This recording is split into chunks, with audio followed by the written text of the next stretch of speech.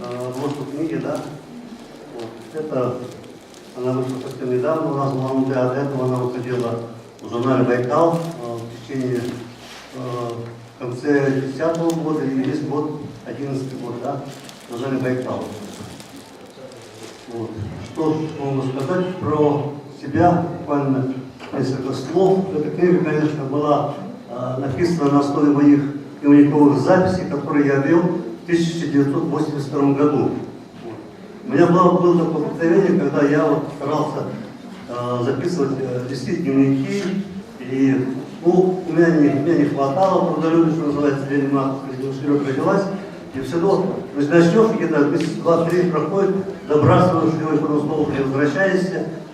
И вот, когда наступило время оглянуться, это было уже в начале 21 века, и вот, я вспомнил, что у меня в архиве есть какие-то записи, я решил порыться в этом архиве, и обнаружил среди всех вот этих дневниковых записей, начатых и незаконченных, дневник 1982 года, который был заполнен от января до января, то есть все 365 календарных дней. Когда я это прочитал, я очень удивился этому обстоятельству, когда я успел это написать. Потом, немного погодя, мне стало в голову мысли приходить, что, оказывается, эти дневниковые записи, когда тогда я их вел, нисколько не помышляя о том, что когда-нибудь они могут быть напечатаны, опубликованы. Я вдруг понял, что в этих дневниковых записях, отдающих более чем 20-летней давностью, есть какая-то аура, то есть по истечению времени самые обыденные факты из нашей жизни, будничной нашей жизни, оказывается, они приобретают некую определенную самоценность. Вот с чему я страшно удивился, для меня это было внутреннее открытие. И я решил, наверное, что будет правильно, если я именно подготовлю вот эти свои дневниковые записи для публикации. Ну, конечно, дневники, которые я вел, книги, которые я вел, да и публикация, это уже совершенно разные вещи. То есть я не мог это в том сыром виде буквально так подавать. Я многие вещи вел, там просто времени не хватало, я оставлял там эти пометки, да, с пропусками, там, с многоточиями, да. Но человеческая память обладает таким неким странным, удивительным свойством. Когда, вот, скажем, какую-то строчку прочитаешь, и сразу в памяти встает буквально вся ситуация, весь этот эпизод, который тогда с тобой случился. Да. Если вот этих заметок, да, самых маленьких не было зацепок, да, никогда бы я не вспомнил. И вообще человеческая память никогда не может восстановить то, что давно уже было. А благодаря какой-то зацепке книжной, там, или рисуночку, или штриху, память обладает таким, оказывается, свойством восстанавливать все это, как бы более-менее,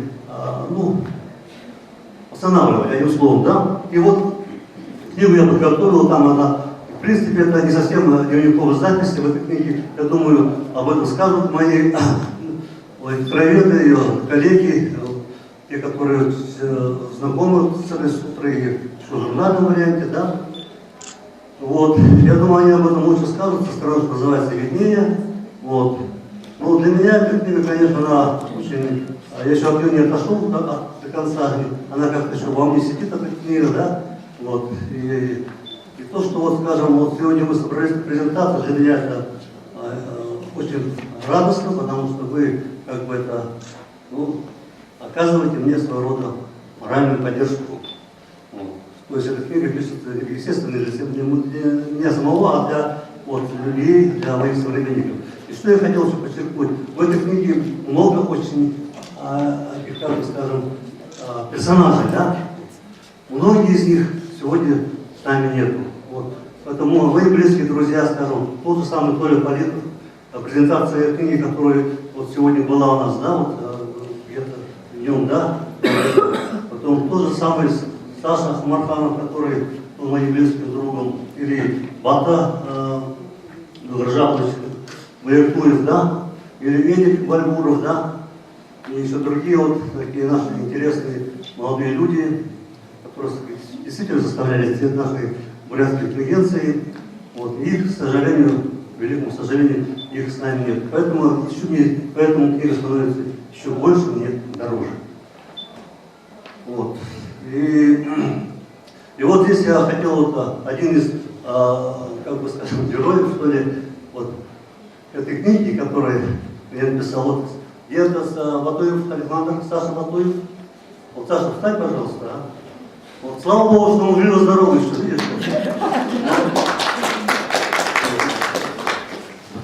И вот так вот. Ну, там были другие встречи в Москве, в Ленинграде, как после Монголии съездил, всю Бурятию объездил в поисках Намтара и описание тибетского поэта Шерифа Белорайба. Все это было такой, как бы служили такой контрнавитию и так далее. Вот. И там вот еще отмечу, что в этой сутре мгновении стихотворный, точнее, прозаический текст перемежается с поэтическим.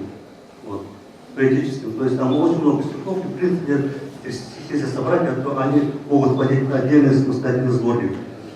Вот. Ну, там стихи несколько такого плана свободного. Вот, например, нет, я не Байрон, я Баир. Нет, я не Байрон, я Баир. С душой степной говорят монгола, пришедший в этот грозный мир под знаком русского глагола. Вот типа такого, да? Ну, еще и там это стиха.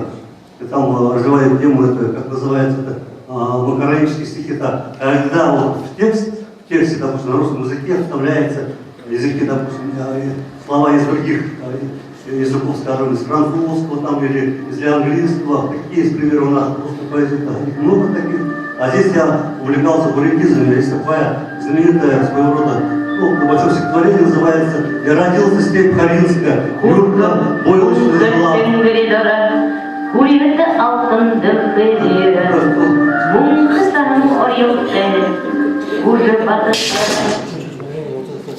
Вроде, да, там вот это, я родился степь Харинская. Извини, там мы гости провели. Ну, конечно, Аргентинского писателя, писатель. Гордеев, председатель Союза писателей Аргентинской области, это Вайкальского края, Александр Гордеев, мой старый друг. А? Я один представляю, да. И вот тоже наши гости из Читы, это дочь известного байкальского писателя Георгия Граубина, Алла. Вот. Или вот, что я говорил, вот в народе как-то вот, правда, автор безымянный, вот есть такое длинное стихотворение. Я родился в степь Харинская, юрта бойлочная жила. Мой отец был сын Дайшинска, царь медаль ему дала. И так далее там много. А теперь нет, как крестился, Кошмареву старый кухон, я давно знавал, как женился, эту кухон сразу замуж забирал. Ну, типа такого это. Ну, это мне дал толчок, еще был у Ленинского, был русский поэт, начало 20 века, у него есть такая строчка, которая, я удивился, он, видимо, знал монгольский язык, и бурятский язык знал, там такое есть. Как? Я хочу, дахин, да? Дахин, это явно бурятское слово, да? И вот такого рода, да, есть вещи. И вот, я, например, на Матипету вот такие вещи писал, скажем, вот, как сказал наш Буракча, пейте с тостом Буракша. Как сказал Амар Хаям, молча пить Амар Хаим. Как сказал Хемингуэй, нам, друзья, Амалвей. Ну, вот такого рода есть там вещи, да. Ну, у нас там есть вещи серьезные, в принципе, тоже есть вещи серьезные, нормально написаны, в принципе. Ну вот, теперь хотел бы я это для начала предоставить слово. Ну, наверное, Людмила Сажибоевна вам, как профессор, доктор наук.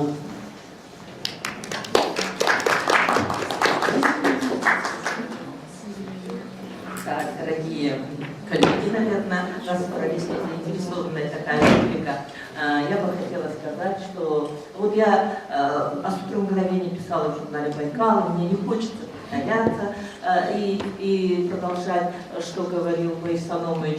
Я бы хотела особо подчеркнуть одну вещь, говоря о том, что это дневники. Вот. Когда пишут дневники, у людей сразу складывается впечатление, что это какие-то такие, как полевые записи, или как дневники писателей, которые там 35-м томом всегда издаются в больших сборниках собраний сочинений писателей. А это дневники, я бы сказала, это художественное произведение. Почему я хочу подчеркнуть, что это именно художественное произведение, а не чисто какие-то вот документальные записи и так далее. Это произведение композиционно выстроенное, имеющее свою сюжетную канву, имеющее собственный структурный план. И в этом структурном архитектурном плане большое значение имеет единая линия, которая идет через все произведение.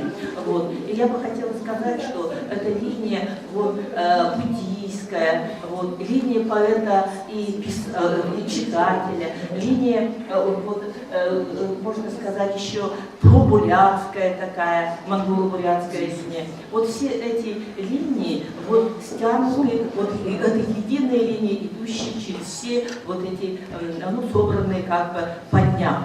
Я бы скорее даже сказала, что весь этот дневниковый событийный план ложится как бы вот основой вот этих. А на самом деле вся идейная ценность произведения и вся вот эта основа текста именно в этом построении, как художник, как автор увидел это произведение. И это произведение называется не дневники, а именно «Сутра мгновений». И как «Сутра мгновений» это произведение выстроено в этом аспекте. И говоря так, я бы хотела даже хотя бы для примера привести одно единственное произведение. Так, вот вся книга ценна именно тем, что тут, вот бы я бы сказала, проза даже написанная белым стихом и вставленные стихотворные тексты.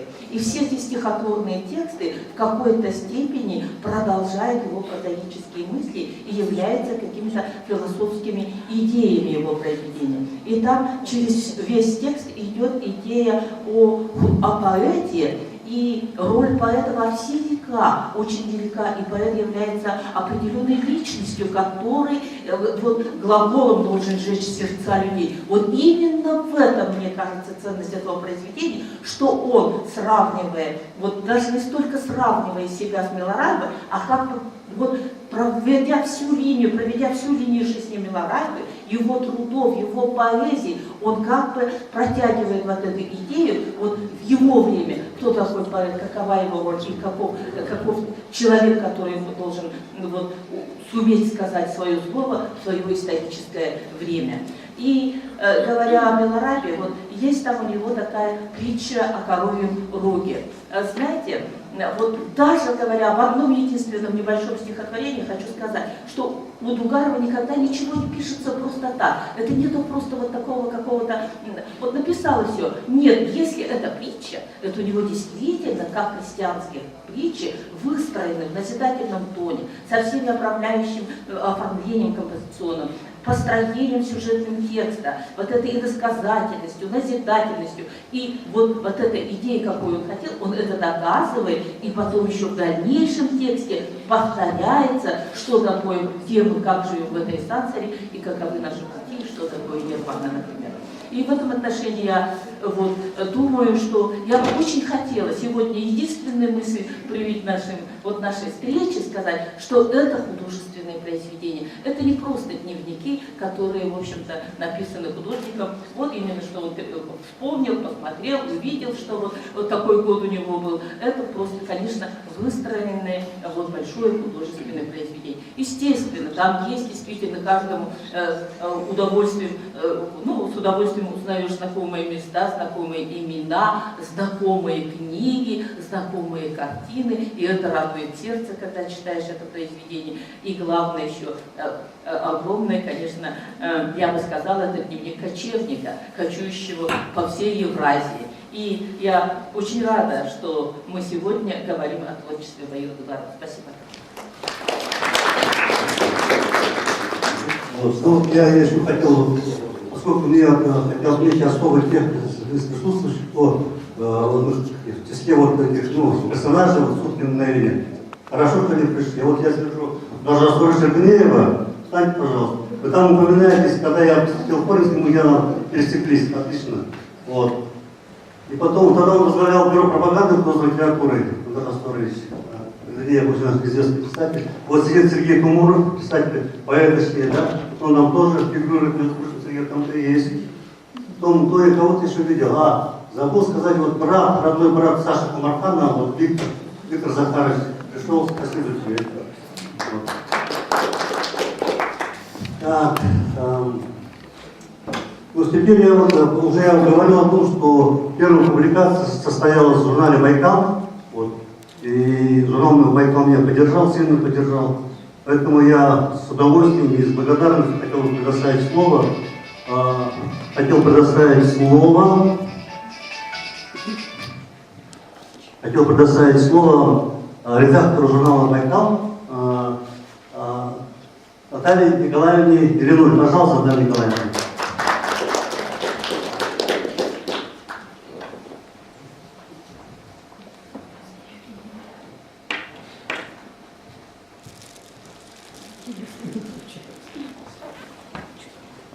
Ну, Наталья Николаевна, наверное, все знаете, особенно наш брат писательский. Она человек, как раз первый друг наш литератор, всегда была и сейчас. Вот. И сейчас, поскольку журнал «Байкал», мне кажется, это замечательно. Он там она работает. Пожалуйста. Добрый вечер. Мы, работники журнала «Байкал», нас двое всего, я и ответ-секретарь Булат Альшеев. Мы были первыми читателями «Сутры мгновений», ну, по долгу службы. И поняли, что публиковать будем обязательно, это было ясно, но придется целый год это делать. Что мы и делали. 5-й и 6-й номер 9-го года и целый 10-й год. Печаталось «Сутра мгновений», и народ читал. К нам все время приходили, вышел номер. Ой, там про моих там родственников упомянуто, про того-то, того-то.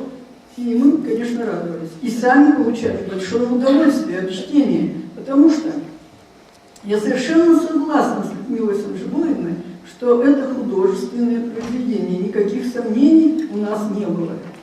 Да, дневник. Но ведь дневник можно по-разному писать. Можно просто отметить дату, было то-то, то-то, и все. А здесь тут и оценки творчества коллег, и какие-то случаи из жизни пишущих братьев. Причем он меня поразил, Борис Санович, своей откровенностью. Он даже пишет, как попадали писатели, и он там себя не щадит тоже, вытрезвитель. Вот, все застолья там есть. Все вот это абсолютно без всяких прикрас. Даже я удивлялась, думаю, господи, а не обидятся ли те, кого он упоминает там? Ну, пока никто не обиделся, по крайней мере, мы этого не слышали. Конечно, это уникальная вещь. Уникальная чем? Вот, ну, во-первых, название. Мы знаем, значит, кино замечательное «17 мгновений весны». А здесь мы имеем название «Сутра мгновений». То есть мгновение – это вот дни, там, года, все. А сутра – это уже нам говорит о том, что это человек буддист, что это Восток, это нечто вот такое. Читать было интересно потому, что, во-первых, написано очень таким хорошим языком русским, доступно, без всякой зауми, без излишних каких-то ссылок, которыми нас мучат иногда вот, пишущие братья, там, целым этим списком каких-то сносок, этого ничего не было. Но Борис Санович совершенно четко ориентировался в своем материале. В трудах тех людей, которые он упоминал хотя бы раз. Ведь у него там это масса, и Рерих там, и масса московских писателей, и художники, которых он знал, и о них он тоже пишет очень хорошо. Короче говоря, вещь уникальная. Уникальная по целому ряду обстоятельств, что ли. И что еще там интересно, каждый читатель увидит там легкие рисунки на полях тушью. Это ведь традиция восходит к Пушкину. И я была очень довольна, что Борис Санович это сделал с удовольствием. Мы боялись, что не пропечатается, но были у нас свои там чисто полиграфические сомнения, но слава Богу, все-таки состоялось. И все пошло, я думаю, на пользу книги. Но я говорю уже книги, а вообще-то я читала пока только журнал, но надеюсь, что книгу обязательно. В общем, я очень рада, что вышла книжка. Вот.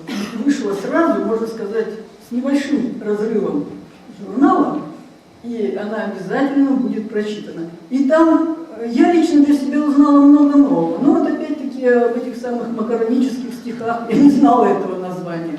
Хотя стихотворение подобное есть и на казахской земле.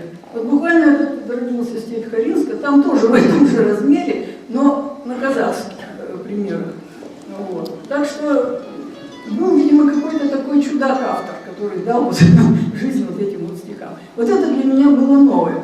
Я очень много узнала о жизни московских литераторов, из этого же годичного, так сказать, цикла мгновений.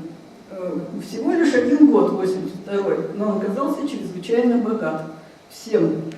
И тем, и всем. И еще там есть и характеристика писателей, вот в том числе и Евтушенко, очень резко о нем говорит в своей книге Бориса Номыч. Вот. И очень много всего. Но я не собираюсь перечислять то, что мне там понравилось, то, что там есть. Я думаю, что каждый прочитает. Кстати, есть и история семьи Бориса Номыча. История мест, где он жил. Это Ака, Кинский район. Вот. Село. Всему этому нашлось время, место написать. И стихи. Вот о селе Арбузово. Ну, это замечательно. Вот я считаю, что книга патриотична. Кроме всего, тех достоинств, какие есть, это еще патриотичная вещь. И я поздравляю Бориса Номыча с выходом этой книги и желаю ему продолжать. Может быть, еще какой-то год, или там не год, а какой-то месяц хотя бы, попадет вот так же вот в такую вот строку. Я буду счастлива. Поздравляю Бориса Номыча.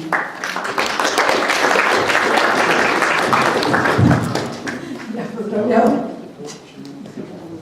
Ну, сейчас Наталья Николаевна сказала, что там много написано о художниках. Действительно, вот, если сравнить, то, пожалуй, о художниках мне там написано, как ни странно, больше, намного больше, чем о писателях и поэтах. И я вот когда в малом зале попросил вот устроителей, да, вот, сегодняшнего вечера моего, да, или презентации, чтобы обязательно присутствовала картина нашего знаменитого бурятского художника Иннокентия Дадуева. Вот, пожалуйста, обратите внимание еще раз. Иннокентий Дадуев, изображен Купанаем, физический прародитель бурятского народа, на берегу священного моря Байкал. Вот. Дело в том, что в этой сутре мгновении, вот когда жил в Хоринском районе, жена была на Хоринской красавице, и долгие годы преподавал уже после 20-х годов там, в Хоринской школе.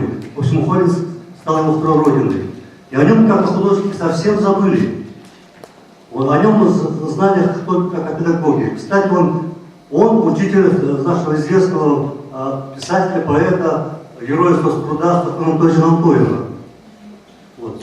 И я нашел, вот Дадуев, совершенно случайно с ним познакомился, он так меня, я даже не мог поверить, что это именно тот самый Дадуев, автор той самой работы, Бухуден, которая с самого начала была моей такой любимой работой, да? Вот. И он сказал, именно да, он показал там свои работы и так далее, эскизы к картине, да?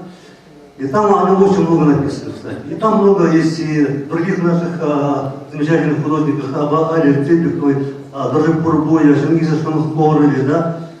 Вот. Ну и ряде других художников. В общем, тоже их, поскольку мы дружили, они тоже мое перо коснулось. Вот. Ну, сейчас я хотел бы предоставить слово. Вот. Андрей Григорьевич, наш известный поэт, народный поэт Бурятии, здесь он у нас в Баландой находится, слава Богу. Вот. И это удостоило меня честью присутствовать на этой презентации. Андрей Григорьевич, пожалуйста.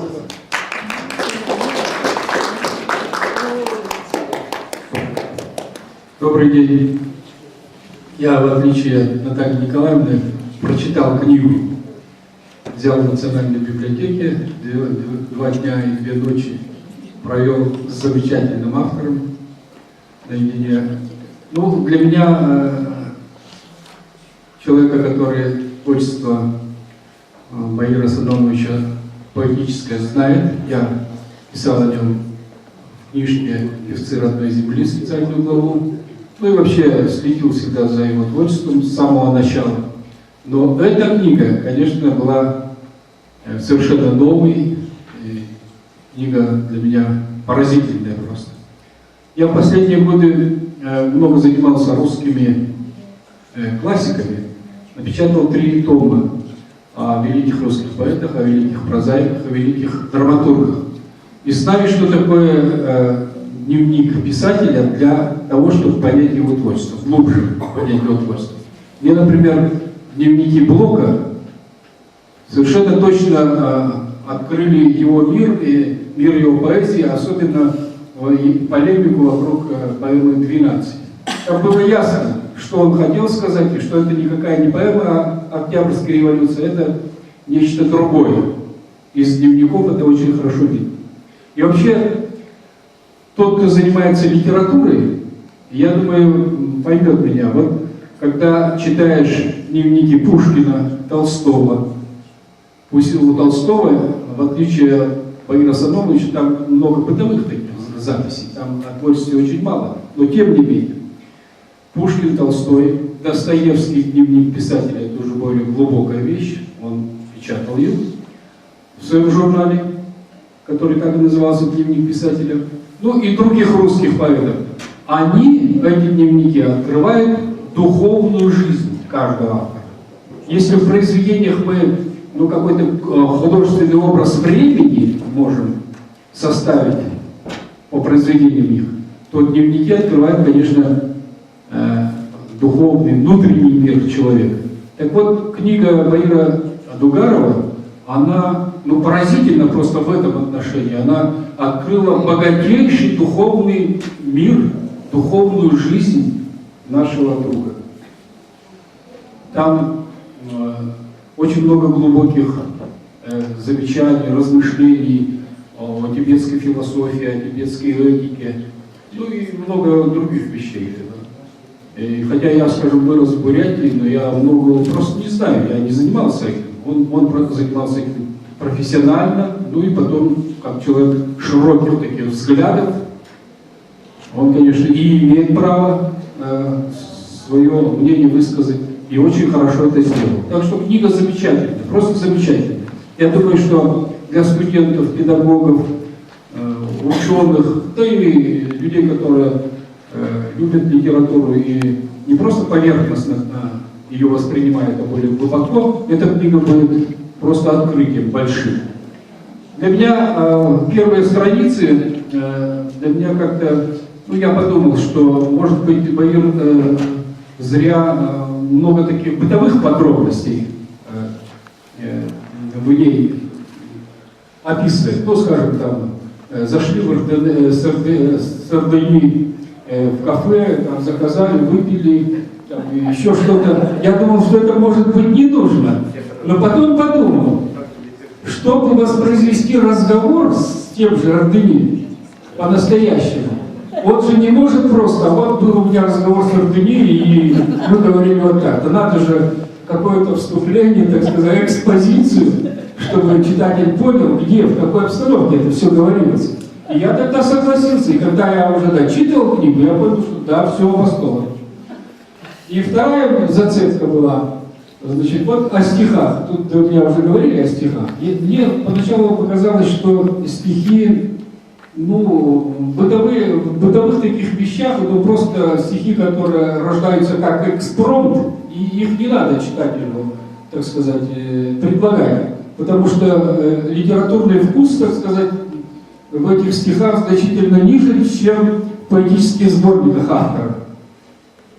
Но с другой стороны, я подумал, собственно, почему? Экспромты же и многие крупные русские поэты печатали экспромты. Здесь вот для экспромта это вполне, в общем, качественные, так сказать, тексты.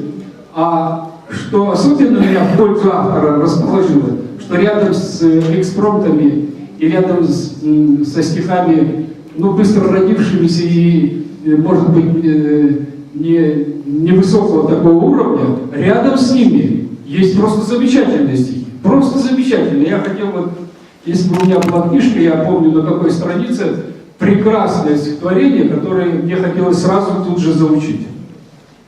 Здесь книга есть. А? Да? Я думаю, читатели, да, найдут. Они поймут, те, кто любит поэзию, они найдут там очень много замечательных стихотворений. Не знаю, может быть, Баир Садович вводит нас за нос, может быть, он над этими стихами долго думал, и это не экспромты никакие, но во всяком случае там есть замечательные просто стихи. Вот. Поэтому я тоже поздравляю Баира Садовича с прекрасной книжкой, которая позволила мне мою любимую Бурятию как-то заново открыть,